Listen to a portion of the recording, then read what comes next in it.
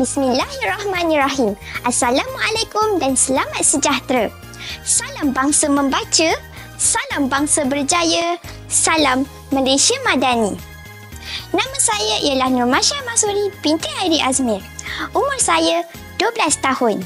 Saya menuntut ilmu di Sekolah Kebangsaan Sungai Marung, Bentong Pahang. Kod sekolah saya ialah CBB 0054. Pada hari ini, saya ingin membicarakan sebuah buku yang bertajuk Ustazah Basikal Terkandas di Bumi Bergolak. Penulis buku Ustazah Basikal Kembara ke Mekah merupakan seorang individu yang penuh semangat dan berani. Seorang wanita yang menggabungkan kegairahan dalam pengembaraannya dengan kecintaan yang mendalam terhadap agama.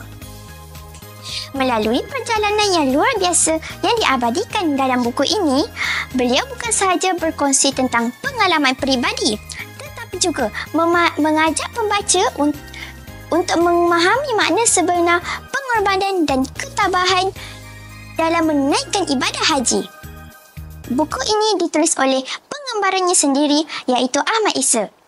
Buku ini diterbitkan oleh grup buku Karangkraft Sendirian Berhad. Buku ini mempunyai 324 muka surat. Walaupun 324 muka surat, saya tidak sedar saya mampu membacanya dengan cepat kerana jalan ceritanya yang menarik dan tidak sabar untuk dihabiskan. Buku ini mengisahkan tentang kisah kesinambungan perjalanan mereka ke Mekah setelah mereka berjaya menyelesaikan perjalanan yang sebelumnya.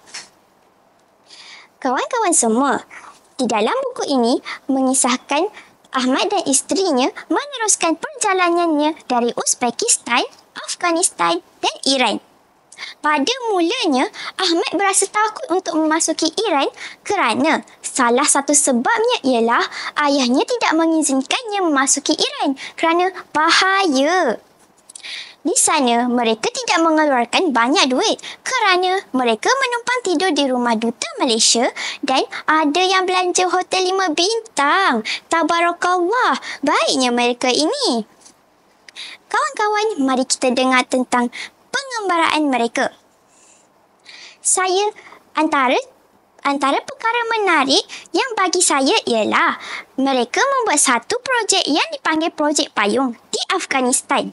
Saya sangat kagum dengan usaha mereka untuk membantu golongan yang susah dengan menggunakan duit jualan postcard yang mereka usahakan. Di Iran pula, orang-orang di sana sangat-sangat baik. Salah pada sangkaan Ahmad bahawa di Iran berbahaya. Rupa-rupanya, mereka tidaklah jahat seperti yang disangkakan kerana mereka tidak kisah apa pepegangan kita sama ada Sunni atau Syiah. Mazhab di sana kebanyakannya Syiah. Ahmad berasa takut untuk bersolat bersama orang tempatan kerana cara dia menunaikan solat yang berlainan. Untuk pengetahuan kawan-kawan, Syiah menggunakan batu Karbala semasa solat dan sujud di atasnya, dan mereka solat hanya 3 kali sehari. Seperti contoh, Zuhur dijamakkan dengan Asar, Maghrib dijamakkan dengan Isyak.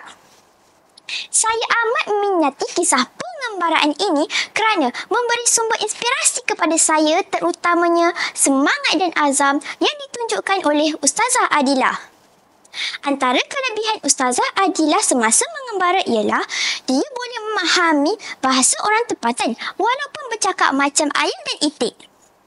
Hebat kan? Bukan semua orang ada kelebihan macam ni. Antara perkara lain yang menarik mengenai buku ini ialah pertama, mengembara menggunakan basikal. Salah satu aspek yang menarik dalam buku ini ialah pengalaman penulis yang seorang ustazah mengembara menggunakan basikal dari Malaysia menuju ke Mekah untuk menunaikan ibadah haji. Ia bukan sekadar satu perjalanan fizikal, tetapi juga perjalanan spiritual yang penuh dengan cabaran dan pengajaran hidup. Kedua, cabaran dan ketabahan. Sepanjang perjalanan yang memakan masa berbulan-bulan, penulis menghadapi pelbagai cabaran termasuk cuaca ekstrim, kekurangan sumber dan kepenatan fizikal. Namun, Semangat juang dan keimanan yang kuat membantunya untuk terus maju, menjadikan kisah ini penuh dengan ketabahan dan keteguhan hati. Ketiga, keberanian seorang wanita. Buku ini menonjolkan keberanian seorang wanita yang berani melangkah keluar dari zon selesa dan mengambil keputusan yang luar biasa. Ia memberi inspirasi kepada pembaca, terutamanya wanita, untuk mengejar impian mereka tanpa rasa takut dan terhad oleh norma masyarakat.